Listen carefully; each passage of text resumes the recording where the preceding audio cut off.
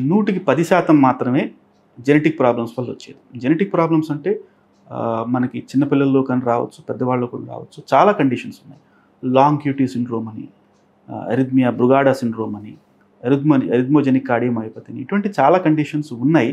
కానీ ఇవన్నీ కేవలం 10% మందికే బై బర్త్ వచ్చిన జెనెటిక్ కండిషన్స్ వల్ల వచ్చిన ప్రాబ్లమ్స్. మిగిలిన 80 నుంచి 90% మంది పేషెంట్స్ ట్రీటబుల్ కండిషన్స్, ముఖ్యంగా బీపీ వల్ల, షుగర్ వల్ల, వాలు ప్రాబ్లమ్స్ వల్ల కానీ, ఇంతకుముందు హార్ట్ ప్రాబ్లమ్స్ ఉన్న వాళ్ళు కానీ, స్మోకింగ్ వల్ల కానీ, వీటి వల్ల వచ్చే ప్రాబ్లమ్స్ ఎక్కువ ఉంటాయండి. జనరల్గా మనం చూసే పేషెంట్స్లో 100కి 80 నుంచి 90% మందికి సెకండరీ కాజెస్ జెనెటిక్ ప్రాబ్లమ్స్ కూడా ఉంటాయి. ప్రైమరీగా చాలామంది చిన్నపిల్లల్లో కూడా మనం ప్రాబ్లమ్స్ చూస్తూ ఉంటాం. వాటికి డిఫరెంట్ చికిత్సలు ఉంటాయి, డిఫరెంట్ ట్రీట్మెంట్స్ అనేది ఉంటుంది. బట్ ఓన్లీ 10% అరిథ్మియా అనేది వంశపారంపర్యంగా వచ్చేదైతే కాదు. కొన్ని రకాల జెనెటిక్ ప్రాబ్లమ్స్ ఉన్నాయి, వంశపారంపర్యంగా వచ్చే అవకాశం ఉంది. బట్ జనరల్గా చాలా తక్కువ, 10% కంటే తక్కువ. మీరు తీసుకునే అదే మందులు, అదే నాణ్యమైన మందులు మెడ్ ప్లస్ బ్రాండ్స్ పై సగం ధరకే.